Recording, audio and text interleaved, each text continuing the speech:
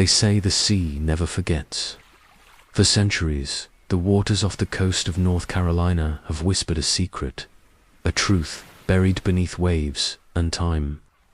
Sailors who dared cross those waters spoke of shadows moving below their ships, of cannon fire echoing when no cannons stood, of lanterns flickering from masts that no longer existed.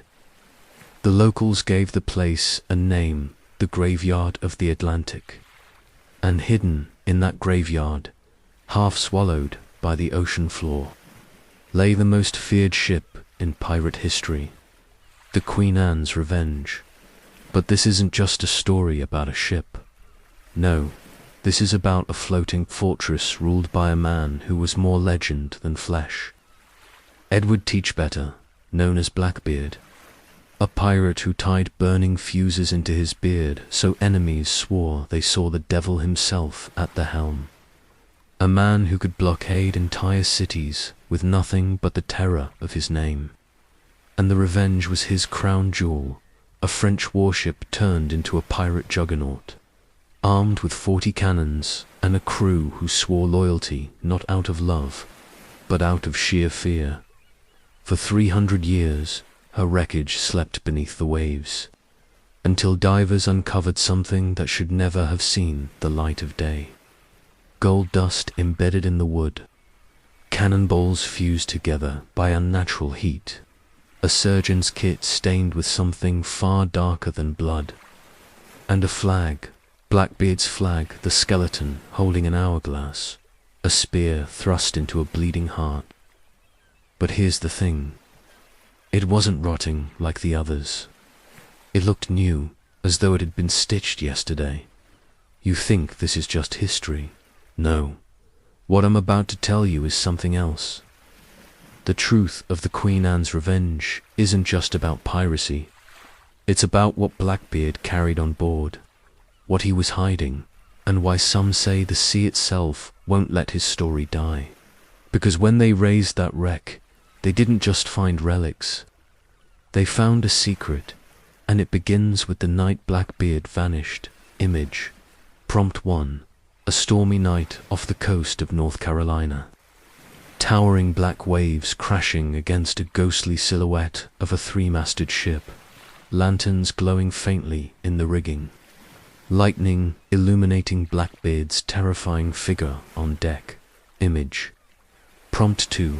A diver's hand brushing sand away from a barnacle-encrusted cannon on the seabed, only to reveal beneath it the faint outline of Blackbeard's skull and heart flag, preserved unnaturally, glowing faintly under the water's eerie blue light.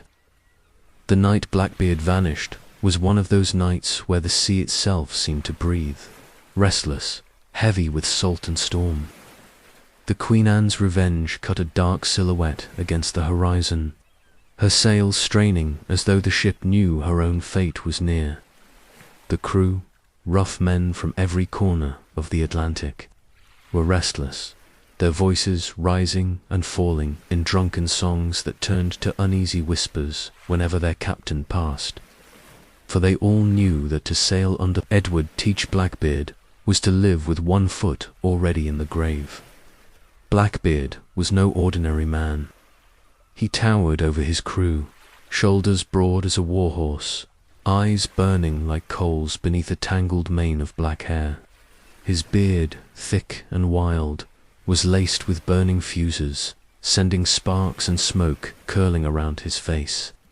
When he stepped into the light, he was less man and more phantom, a devil conjured from sailors' nightmares. And on that night, with the Revenge groaning under the weight of stolen riches, he looked more terrifying than ever. Cap'n, one of his lieutenants, dared to mutter, slurring slightly from rum, "We can't keep her afloat. She's too heavy with gold." The words hung in the air like a death sentence. Men froze mid-drink. The only sound was the groan of timber and the snapping of ropes in the salt wind.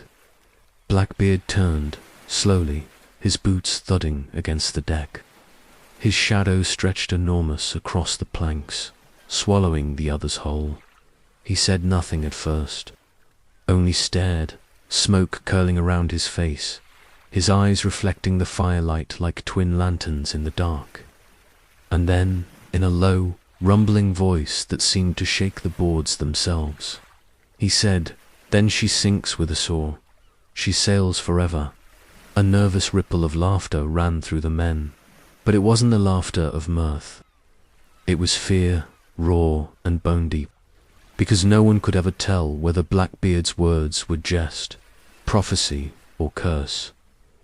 That night, as the Revenge sailed into the shallows near Beaufort Inlet, the air grew thick and strange.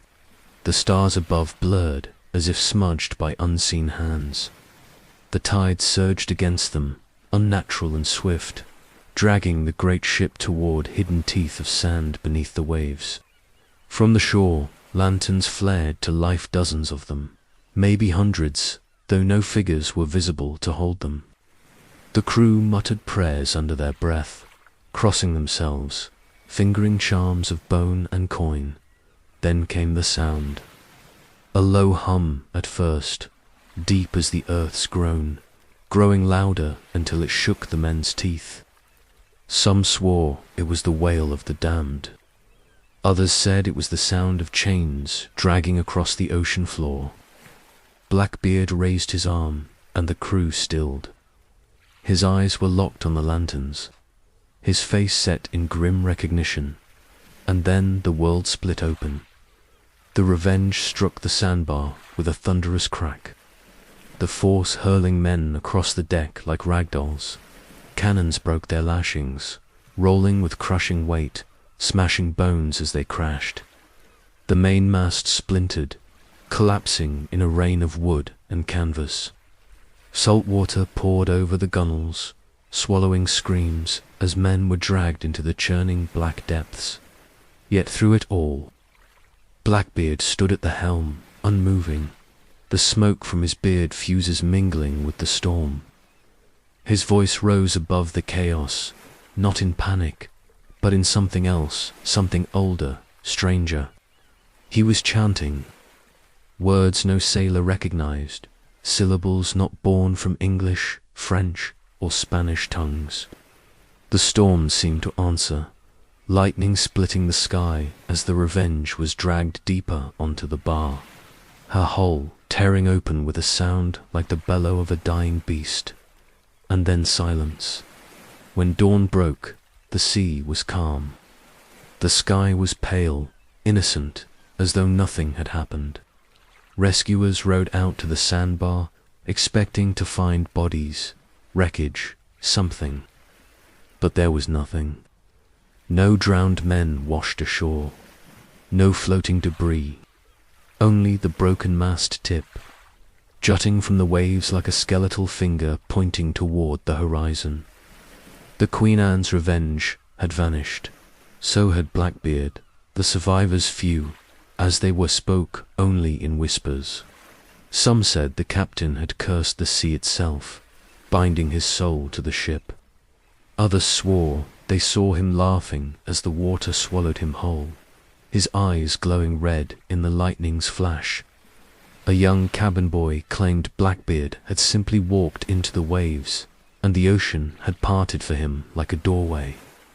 The boy never spoke again. He was found days later staring at the tide, lips blue, muttering prayers to no god anyone knew. Word spread fast. Charleston merchants, once trembling under Blackbeard's blockade, breathed easier. Governors toasted their freedom from terror, but among sailors, a new fear took root. Because though Blackbeard was gone, his ship was not finished. In the years that followed, fishermen told stories of a silhouette drifting silently across the moonlit waters, sails full though no wind stirred, lanterns glowing, flickering like eyes, and sometimes they heard music. Shanties sung low and mournful, the kind of songs you'd only hear from men who knew they were damned. One weir swore he saw her up close. He was a hardened man, a skeptic, but when he described it, his hands shook like leaves in the wind. Her deck was empty. he whispered. Empty, but I swear I saw shadows moving. Figures, tall and gaunt, swaying like men hung from ropes. And the helm, by God, the helm was turning itself. Every year, more stories surfaced. A merchant ship chased through fog by cannon fire that left no holes in her hull. A fishing boat overturned by a wave that rose from a flat, calm sea. And always, always, the same sign, a mast jutting from the water like a skeletal finger, pointing toward the horizon. Sailors began to say the Revenge was more than a wreck. She was a warning, a phantom ship cursed to roam the waters of the Outer Banks, and wherever she drifted, death followed. The worst came in 1724, when a small convoy of 3 ships vanished off Cape Fear. Weeks later, their timbers washed ashore, splintered and blackened as though burned from within. Not by fire, no scorch marks, no ash, just wood charred as though by heat no forge could make. Among the wreckage was found a single relic, a scrap of black cloth, embroidered with a skeleton holding an hourglass, a spear thrust into a bleeding heart, Blackbeard's flag. And though it had been months at sea, the cloth was whole, unrotted. Fresh Dot, the men who found it buried it deep in the dunes, praying it would never surface again. But the sea never forgets. To this day, locals say the waters around Beaufort are cursed. Divers whisper of unnatural currents, of strange whispers carried through their helmets. Some say they've seen shapes moving in the murk, too large to be sharks, too steady to be fish. A few claim they've brushed their hands against wood down there, old and rotted yet warm to the touch, as though the Revenge still breathed. And then there are the voices, muffled, far away, but clear enough to chill the bone. Orders barked in a language long dead, the creak of rigging, the clash of steel, the laughter of a man who hasn't walked the earth in 300 years. This is how the legend of Blackbeard's ship survived. Not because of treasure, not because of glory, but because of a secret buried in her hull, a curse sealed with blood and smoke, a captain who refused to die. The Queen Anne's Revenge became more than a ship. She became a myth, a ghost, a warning carried on the tide. And her story, dear listener, is only just beginning. The year was 1718, and the name Blackbeard had already spread across taverns and harbours, from Jamaica to London. Mothers whispered it to hush their children, merchants spat it like a curse, and sailors spoke it only in hushed tones over their cups of grog. But if there was one moment when Edward Teach proved himself not just a pirate, but a force of nature, it was the blockade of Charleston. The Queen Anne's Revenge had been a French warship, captured and reforged under Blackbeard's hand. She carried 40 cannons, more than enough to reduce any merchant vessel to splinters. But it wasn't just her firepower that made men tremble. It was the sight of her sails, black against the horizon, moving like a storm cloud. It was the ragged chorus of pirates shouting from her deck, muskets glinting in the sun. And at her heart, her captain, his beard alight with burning fuses, smoke curling like the breath of a demon. It was May when Blackbeard brought his fleet to Charleston. Not one ship, not two, but a swarm of pirates' 4 sloops and the towering Revenge. They anchored at the harbour's mouth like a pack of wolves circling a penned flock. For a full week, nothing went in, nothing went out. Merchant ships, fat with cargo, found themselves trapped within the harbour, trembling as cannonballs whistled overhead in warning shots. The entire city was held hostage, its people reduced to whispers and prayers. Inside Charleston, panic spread like fire. Food supplies dwindled. Wealthy merchants clutched their ledgers as if numbers could shield them. The governor's men paced the docks, staring helplessly at the horizon where the black sails waited.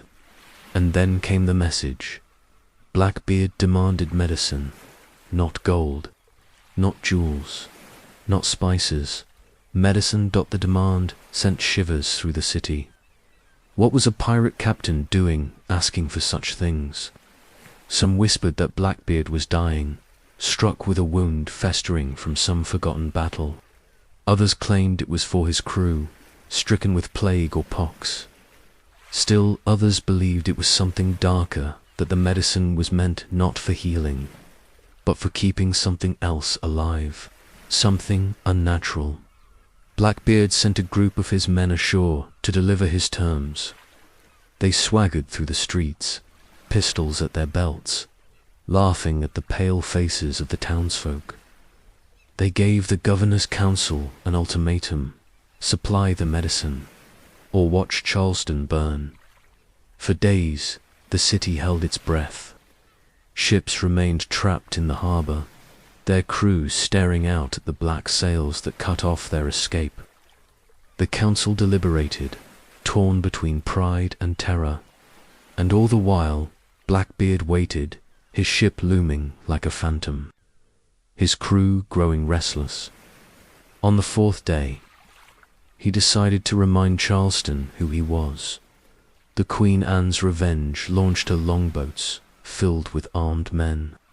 They rode straight into the harbor, bold as kings, firing muskets into the air.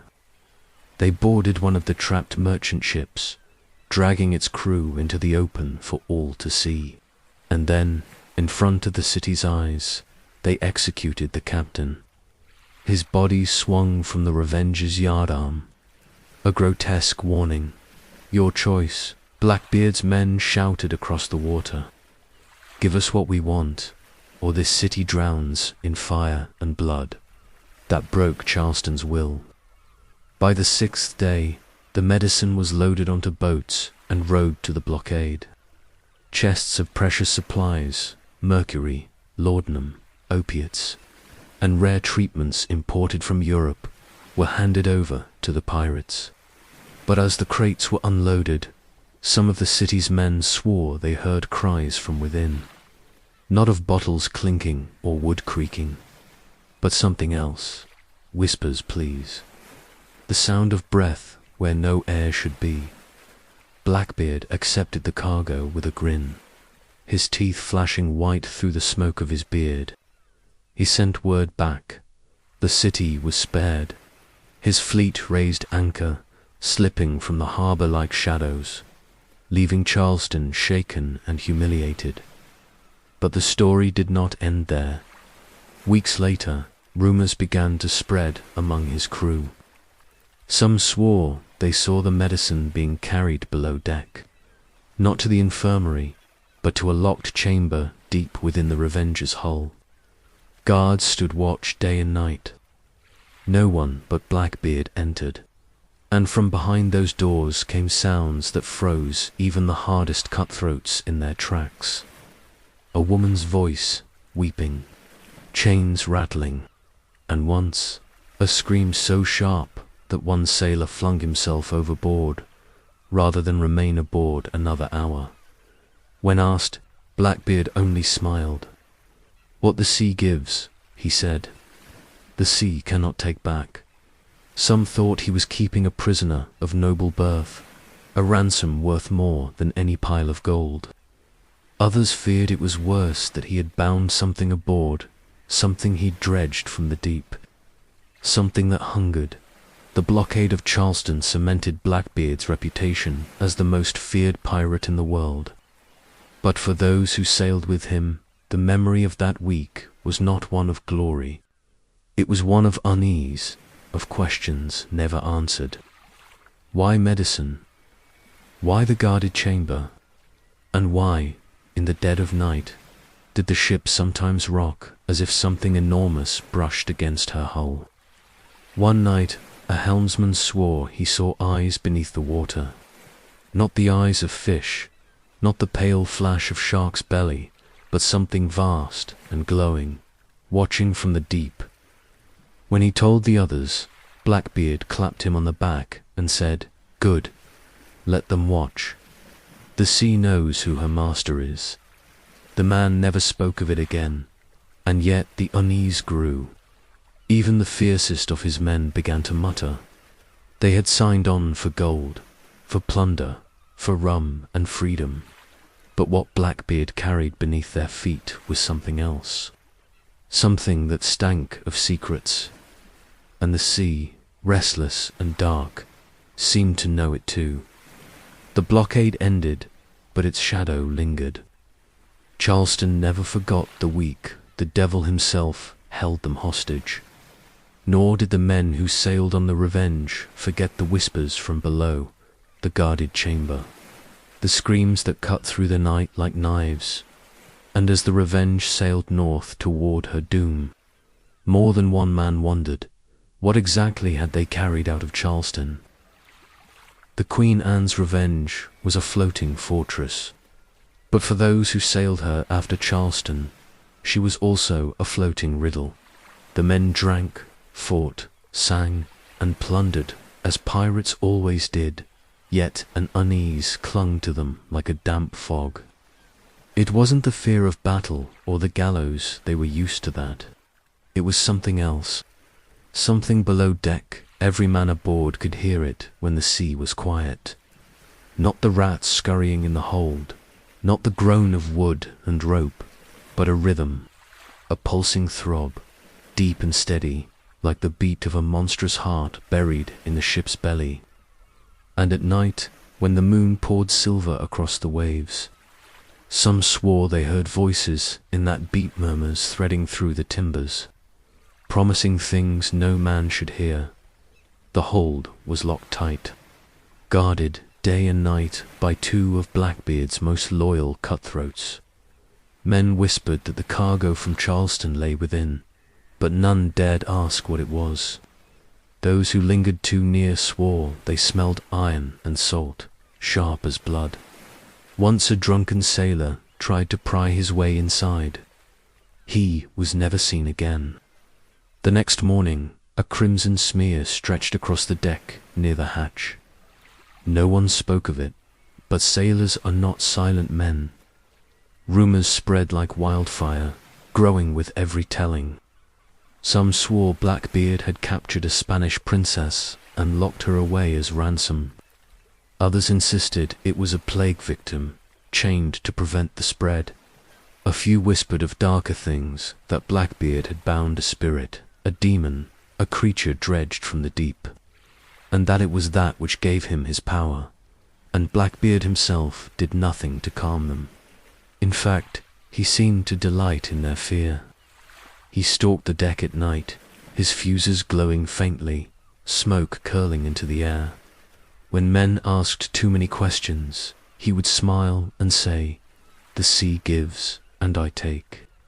That is our bargain." It was during this time that he began to change. He still laughed, still roared, still drank like a man possessed, but his eyes grew darker, more hollow, as if something was eating him from within. He spent hours alone below deck, emerging with a look that froze even the hardest cutthroats. And more than once, men swore they heard him speaking in tongues, not French, not English, not Spanish, but something older, harsher, a language like the crashing of waves against stone. The crew grew restless. Pirates may follow a devil, but they will not follow madness forever. Whispers of mutiny coiled through the hammocks, carried on rum-soaked breath. Men counted their shares, debated escape, and prayed they'd live long enough to spend their stolen silver. It was Israel Hands, Blackbeard's trusted gunner, who first dared speak openly. "The men are spooked," he told his captain one night, as the Revenge drifted beneath a swollen moon. "They think you've made a bargain with the devil." Blackbeard's laugh rumbled like distant thunder. He leaned close, his beard smoke stinging Hans's eyes. "Devil," he said, "the devil fears me." But Hans was not convinced. He had seen things. Once, while loading the cannons, he heard something moving in the hold, something heavy, shifting against chains. Another time, while patching a sail at night, he swore he saw shapes in the water below. Not fish, not whales, but figures long and thin, with eyes that glowed faintly blue. They followed the ship for miles, vanishing only when dawn touched the waves. Then came the storm. It struck without warning, a wall of black cloud rolling across the horizon, swallowing the stars. The sea boiled waves, rising like mountains. The Revenge pitched and groaned, her timbers screaming. Men clung to ropes, swearing prayers, cursing gods. Lightning split the sky, and in its flash, the crew saw something impossible. The water was alive. Shapes writhed in the foam-long serpentine forms that twisted and coiled, their scales glimmering like wet iron. Eyes glowed from the deep, hundreds of them, watching. And then came the voices, not screams, not cries, but singing, a haunting, mournful song that wove through the storm like a siren's call. Men dropped their ropes, staring wide-eyed into the black water. Some wept. Others clutched knives, though what good steel would do against such things, none could say. And through it all, Blackbeard stood at the helm, unmoving, smoke curling from his beard. His voice rose above the storm, shouting words no man understood. The shapes below writhed faster, their song growing shrill, until the sea itself seemed to buckle. Then, with a deafening crack, the storm split in two. The rain ceased, the thunder faded, and the Queen Anne's Revenge sailed through a calm corridor of water, the storm raging harmlessly on either side. The men were silent, trembling, their eyes wide. They had seen death. Worse, they had seen something beyond death. When dawn came, the sea was calm, the sun bright, as though nothing had happened. But the crew knew better. They had seen their captain command the storm. They had seen creatures from the deep bow to his words. And though they feared him more than ever, their fear was laced with awe still. Awe does not fill a man's belly, nor does it silence the restless itch of gold-hungry pirates. And so the whispers of mutiny grew louder. One night, as the Revenge lay at anchor in a hidden cove, a group of men gathered below deck. Their faces were pale, their eyes haunted, but their voices were firm. "He's made a bargain," one said. "He's cursed us all," another hissed. "We'll die at sea, every last one, unless we take the ship for ourselves." The plan was simple: strike at dawn. When Blackbeard was drunk or sleeping, cut him down before he could summon his demons. Israel Hands, though loyal, listened in silence, torn between fear and duty. But before they could finish, the air grew heavy, the lanterns sputtered, and a shadow filled the hatch. Blackbeard stood there, smoke curling from his beard, his eyes glowing faintly in the dim light. He had heard every word. For a long moment, no one moved. Then Blackbeard stepped forward, his boots echoing on the planks. "A bargain, you say?" His voice was calm, almost amused. "Aye, a bargain, indeed. And you think to break it?" The men froze. One tried to speak, but his throat closed. Another reached for his knife, only to find his hand trembling. Blackbeard leaned close, his smoke filling their lungs, his eyes burning. "You think you can kill me?" He whispered. "Boys, I'm already dead." And with that, he turned and walked away, leaving them shaking in the lantern light. The mutiny never came. Fear bound the men tighter than any chain, but the ship's secret still gnawed at them. And soon they would learn the truth of the bargain. It came one night when the hold was opened at last. The men were called to gather, their torches flickering in the dark. Blackbeard stood by the hatch, his face unreadable. Behind him, the iron-bound door groaned, its lock heavy, its hinges screaming. Slowly, he turned the key. The door swung wide, and what the men saw inside froze their blood. It was not gold, not jewels, not medicine. It was a coffin, carved of black wood, bound in chains, its surface etched with symbols no man could read. And from within came a sound, a slow, steady heartbeat, deep as the ocean's pulse. The men staggered back, muttering prayers. Some dropped their torches, their hands shaking. Blackbeard smiled. "This," he said, "is the heart of the sea. My bargain, my gift, my curse.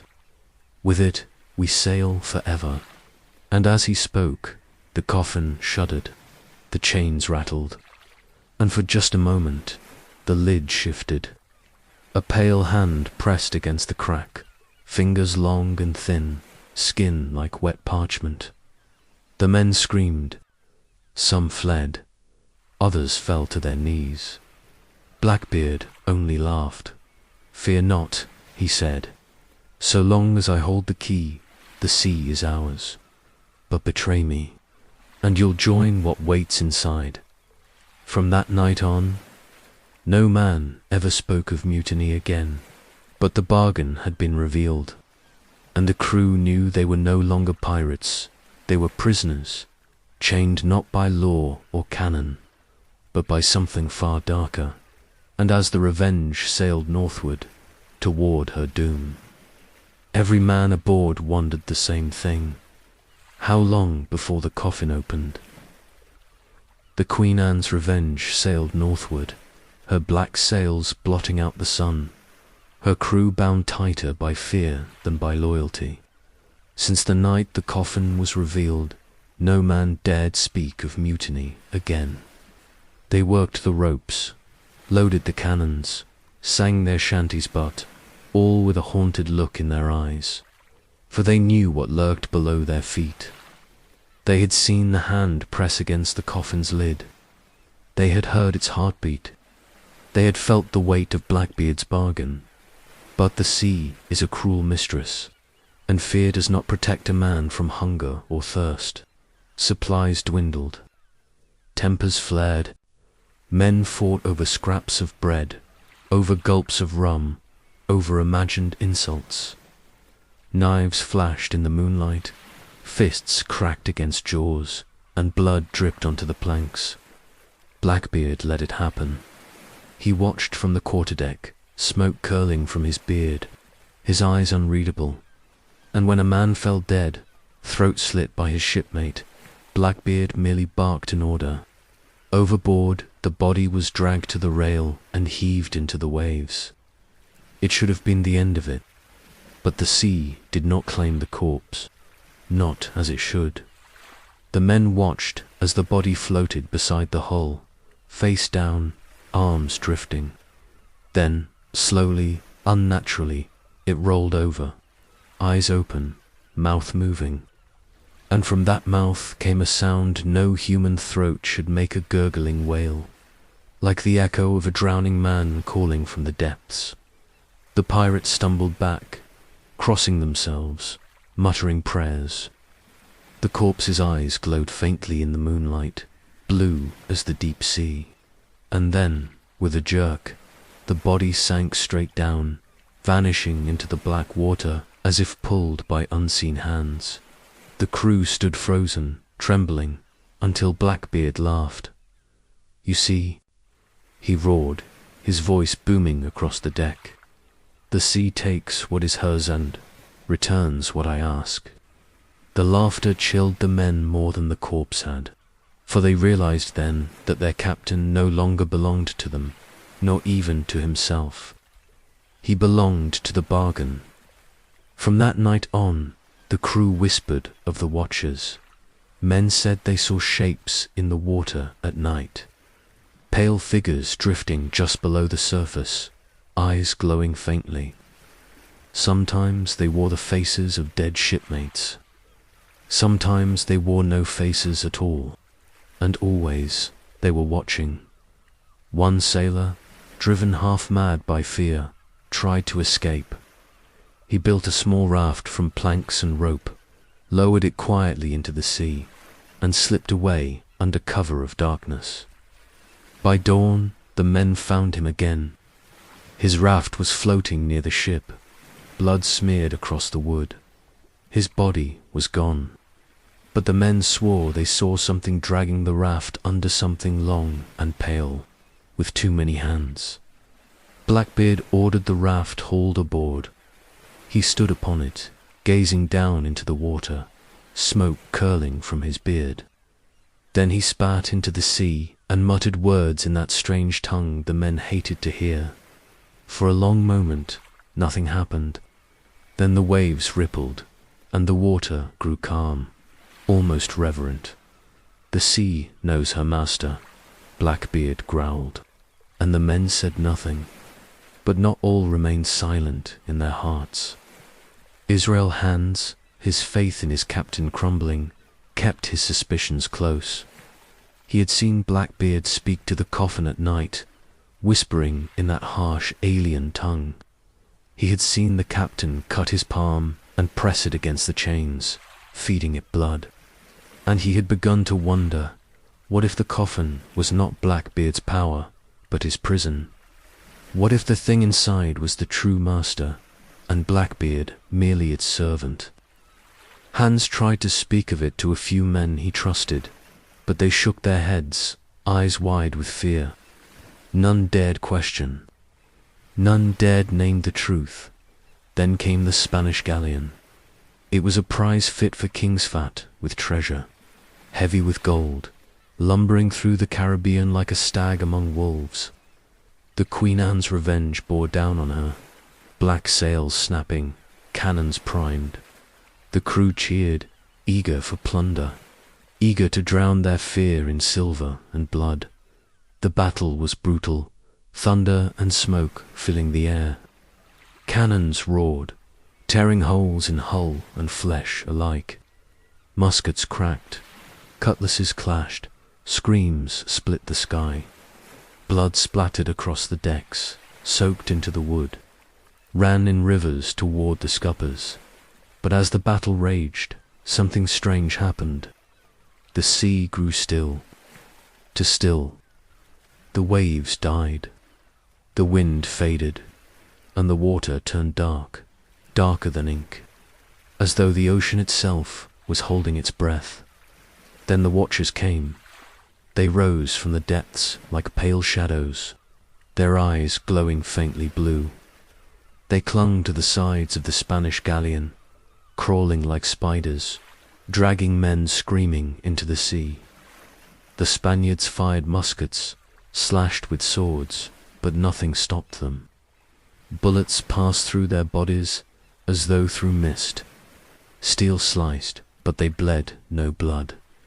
The pirates of the Revenge stood frozen in horror, watching their enemies dragged beneath the waves, their screams cut short by water and silence. Some laughed, thinking the sea was fighting for them. Others wept, realizing the truth. The bargain had been claimed by the time the battle ended. The Spanish galleon was empty. Not a man remained alive. The gold was theirs. Yes, but so was the blood. The sea had fed.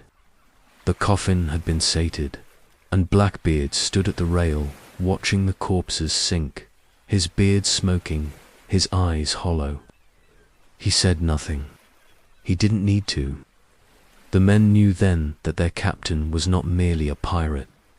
He was a priest of something far older. That night the treasure was hauled aboard, but the men barely touched it. They drank no toasts, sang no songs. The gold glittered in the torchlight, but it felt cursed, heavy with blood. Israel Hands stared at it long into the night, thinking of the bargain, thinking of the coffin, and he wondered what price would come next. The answer came sooner than he feared. A week later, as the Revenge sailed north, the coffin stirred again. Men heard it first in their dreams, whispers threading through their sleep, pulling them from rest into sweat-soaked terror. When they woke, their eyes were hollow, their voices low, their hands trembling. They avoided each other, avoided the captain, avoided the hatch. Then one morning, a man was missing, his hammock empty, his boots gone. They searched the ship, but found nothing, not until a cry came from the deck. There he was, standing at the rail, staring into the sea. His eyes glowed faintly blue. His lips moved, whispering words none could hear. And before anyone could stop him, he stepped over the side and walked into the water. Not fell. The sea parted for him, closing as he sank into the black. The crew screamed. Some prayed. Others begged Blackbeard to release them, to end the bargain. But Blackbeard only smiled, smoke curling around his face. The sea takes what she is owed, he said. Better him than you. From then on, the men slept with knives under their hammocks, eyes darting to the hatch with every creak of the wood. They had become prisoners, not of the navy, not of the gallows, but of their own ship. And they knew, sooner or later the sea would claim them all. The Queen Anne's Revenge groaned like a wounded beast as she sailed north. Her sails heavy with damp, her timbers soaked in salt and blood. The crew no longer sang. The air that once rang with bawdy shanties and drunken laughter now lay thick with silence, broken only by the slap of waves and the creak of ropes. Men spoke little, and when they did, it was in whispers. Their eyes darted always to the hatch, to the coffin below. The coffin's heartbeat had grown louder at first. It was only a faint throb, a ghostly rhythm that only the most superstitious swore they could hear. But now, even the hardest men could feel it through the soles of their boots. The timbers vibrated with its pulse. The cannons rattled in their mounts. The ship itself seemed to breathe, its planks swelling and contracting as though it had a lung of its own. And Blackbeard, he was changing. Once he had been a man of booming laughter, a devil who revelled in rum and song. Now he drank in silence, his eyes hollow, his beard smoke curling even when no fuse was lit. He disappeared below deck for hours, sometimes days, speaking in that harsh guttural tongue. When he emerged, his skin was damp with sweat, his hands trembling. But always he smiled. The sea knows her master, he would whisper. And the men would turn away, crossing themselves, pretending not to hear. But Israel Hands heard.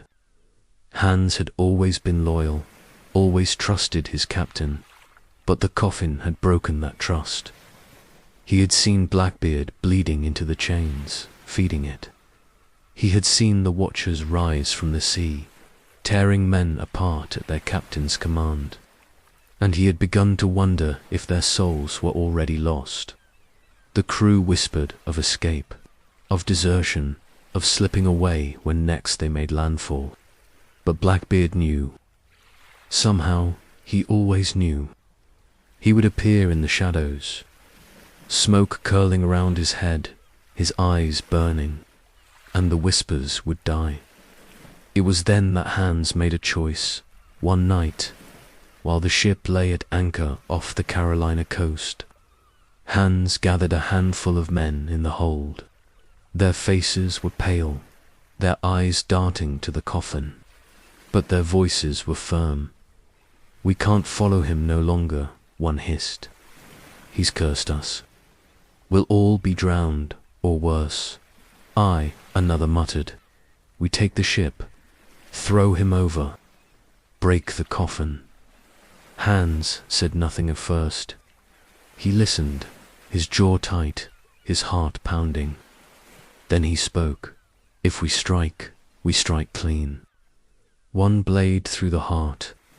The coffin, he glanced at the chains, at the symbols carved into the wood. His voice faltered.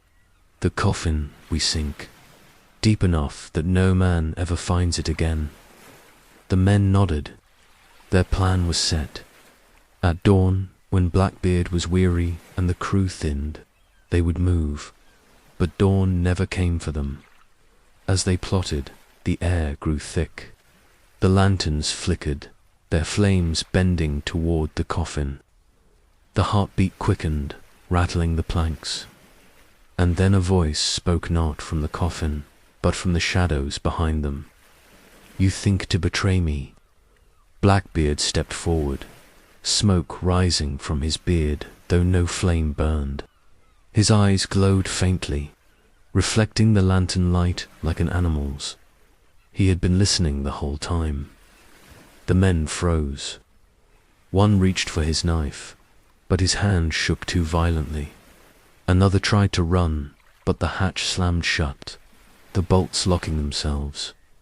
Blackbeard laughed, a sound deep and hollow, like the roar of the sea in a cavern. "Fools," he said. "You cannot kill me. You cannot break what the sea has bound." He raised his hand, and the coffin shuddered. The chains rattled, the wood groaned, and from within came a sound that made their blood run cold. A voice, low and inhuman, whispering their names. The men screamed. One dropped to his knees, begging for mercy. Another clawed at the hatch, tearing his nails bloody. But the coffin's whispers filled the hold, twining through their ears, sinking into their skulls. Their eyes glazed, their mouths foamed, and one by one they collapsed. Only Hans remained. He pressed his back against the wall, knife in hand, his chest heaving. "What have you done?" he spat. "What devil have you chained in there?" Blackbeard smiled. "Not a devil. A gift, a promise, the heart of the sea itself, and it is mine." Hans shook his head. "You're mad, mad." Blackbeard stepped closer, smoke curling around his face. "No, Israel, I am chosen. The sea chose me, and if you had any sense, you would kneel." Hans tightened his grip on the knife. For a moment, he considered lunging, driving the blade into his captain's heart. But Blackbeard's eyes burned with something unearthly, something no steel could pierce, and Hans faltered. Blackbeard leaned close, his breath hot with rum and smoke. "Betray me again, and I'll feed you to it." Slowly, piece by piece. Then he turned, muttered words in that guttural tongue, and the hatch creaked open. The men's bodies, those who had fallen, stirred. Slowly, unnaturally, they rose to their feet. Their eyes glowed faintly blue. Their mouths whispered in unison, and they followed Blackbeard out, leaving Hans alone in the hold, shaking, his knife clattering to the floor. From that day, Hans knew the truth. The crew were no longer men. They were thralls, bound to the coffin's will, and he was the last living soul aboard. The days that followed were a waking nightmare.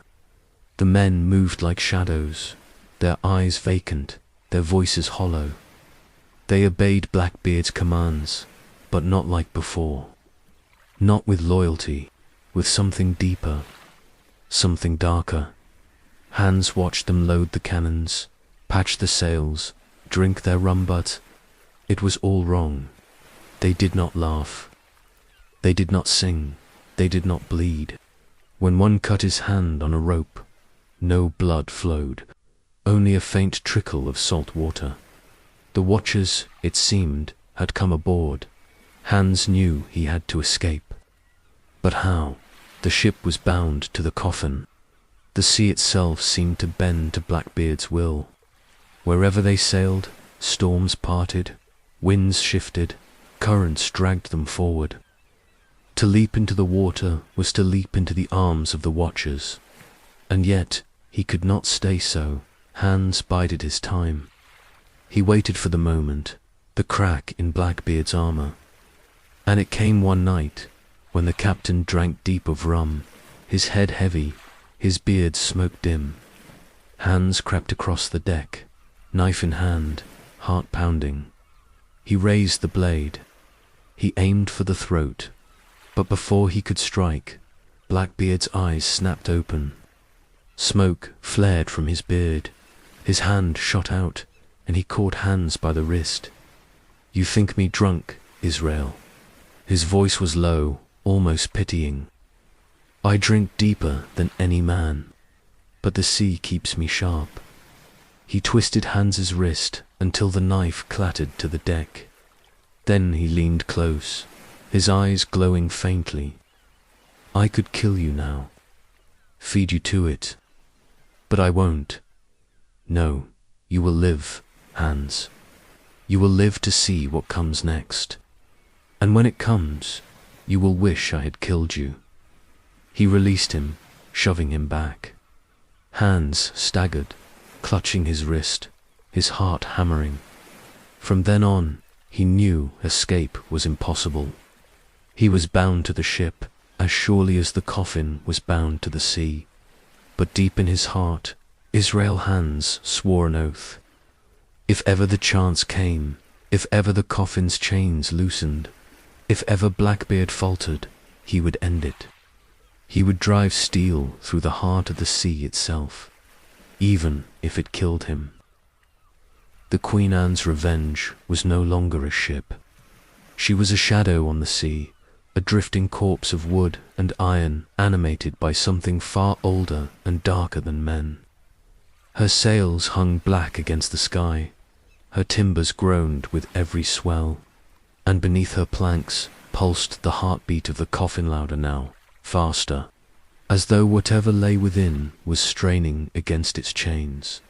The crew were no longer men either. They worked the ropes, loaded the cannons, drank their rumbut. Their eyes glowed faintly blue, and their voices echoed with the hollow cadence of the deep. When they laughed, it was a sound that froze the blood. When they bled, it was salt water that spilled onto the planks. Only Israel Hans remained human. He ate alone, drank alone, slept with one eye open. He avoided the crew, avoided the coffin, avoided Blackbeard. But the captain never avoided him. He sought him out. "Why so pale, Israel?"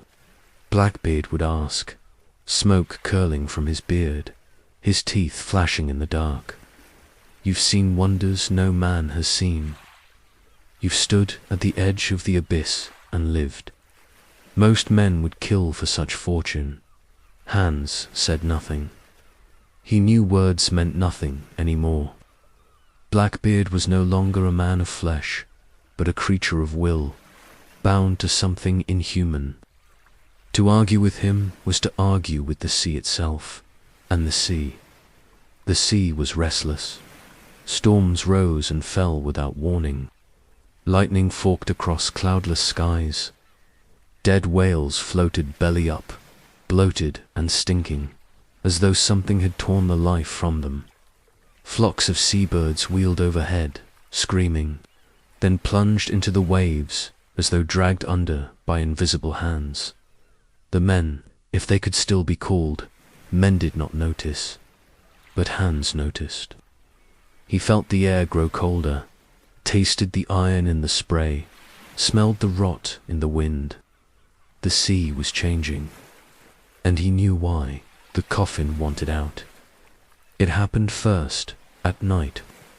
The heartbeat rattled the timbers, knocking mugs from tables, sending ropes slithering across the deck. The chains groaned, straining, and from within came a voice knot, the whispers they had heard before, but a cry, sharp and piercing, like a newborn's wail. The men froze. For the first time since they had been turned, fear flickered in their glowing eyes. They looked to their captain, and Blackbeard, standing at the hatch, smiled. "It is time," he said. He ordered the coffin brought on deck. The men obeyed, hauling it up with ropes and pulleys, their faces blank. The wood was slick with condensation, the chains rattling, the symbols carved into the surface glowing faintly in the moonlight. The heartbeat was deafening now, shaking the planks, echoing in their bones. Hans watched from the shadows, his heart hammering. He had sworn an oath. This was his chance. But his knife felt like a toy against whatever waited inside. Still, he gripped it tight, waiting. Blackbeard raised his arms, smoke flaring from his beard. "Brothers," he roared, "we are chosen. The sea has given us her heart, and tonight we claim eternity." The crew cheered, their voices hollow, inhuman. Blackbeard turned the key. The chains fell away. The lid creaked. And slowly, the coffin opened. What lay inside was not a body, not a treasure, not a relic. It was a heart, enormous, pale, slick with brine, its surface veined with glowing blue. It beat with a rhythm that shook the sky, spraying salt water with every throb. And as it pulsed, the sea around them rose. Waves towered, lightning flashed, and the watchers surfaced, hundreds of them, pale figures with glowing eyes, circling the ship in silence. The crew dropped to their knees. Some pressed their foreheads to the planks, others raised their arms to the storm. Blackbeard laughed, his eyes burning. "With this heart," he cried, "we ruled the sea forever." But Israel Hans saw the truth. The heart was not a gift. It was a parasite. It had bound itself to Blackbeard, yes, but now it wanted more. It wanted free. And if it broke loose, no man, no ship, no nation would survive. He acted. Hans lunged from the shadows, knife in hand. He plunged it into the heart. Salt water sprayed, scalding hot, burning his skin. The heart shrieked, a sound that split the sky, rattling bones and teeth. The crew screamed, clutching their heads, their eyes blazing. Blackbeard roared. He spun, his cutlass flashing, and slashed at Hans. The blade cut deep into his shoulder, sending him sprawling. Blood soaked his shirt, but Hans did not let go of the knife. He twisted it, driving it deeper into the heart. The sea went mad. Waves rose like mountains, crashing over the deck. The watchers wailed, their forms dissolving into spray. The Revenge groaned, her timbers cracking, her sails shredding. Lightning struck her masts, fire erupting in the rigging, and the heart split. A crack ran down its surface, spilling torrents of boiling seawater. From within clawed something pale, something long, something with too many hands. Blackbeard bellowed, smoke erupting from his beard. He tried to bind it, chanting in that guttural tongue, but the creature ignored him. It had no master now. It reached for him. The crew shrieked as their captain was seized, dragged toward the coffin. He fought, slashing with his cutlass, firing his pistols, but it was useless.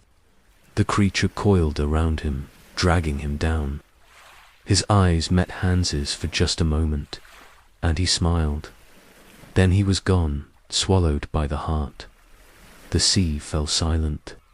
The waves stilled. The storm vanished. The coffin shattered, its fragments sinking into the depths. The crew collapsed, their eyes dimmed, their bodies limp. One by one, they dissolved into salt water, leaving only their clothes behind. Only Israel's hands remained. Broken, bleeding, alone, he clung to the rail as the Revenge groaned. Her timbers split, her hull cracked, and slowly she sank. Hands drifted on a piece of wreckage, half dead, staring at the horizon. The sea was calm now, too calm. No watchers, no storms, just silence. He closed his eyes, certain he would die, but he didn't. He was found days later by a fishing boat, raving of coffins and hearts and devils in the deep. They laughed at him, shook their heads, and left him in the next port. He lived, but he was never the same. He drank himself into madness, muttering always of Blackbeard, of the heart, of the bargain, and the sea. The sea never forgot. Years later, divers found the wreck of the Queen Anne's Revenge. They brought up cannons, cutlasses, coins, and deep in the sand they found fragments of a coffin Blackwood etched with symbols no scholar could decipher. The fragments were taken to a museum, cleaned, displayed under glass.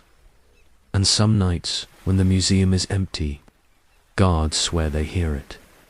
A heartbeat, slow, steady, growing louder. The sea, it seems, has not finished her bargain.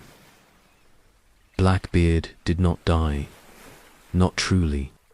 His body may have been swallowed by the heart, but his bargain was never broken. Some say his spirit still commands the watchers. Some say his ship sails again on stormy nights, a black silhouette with glowing lanterns, smoke curling from a bearded ghost at the helm. And some say the coffin was never buried deep enough. If you thought this tale was wild, just wait until you hear the next untold pirate story, one where the devil of the sea was only the beginning. Subscribe and join me on the next voyage into the dark waters of history.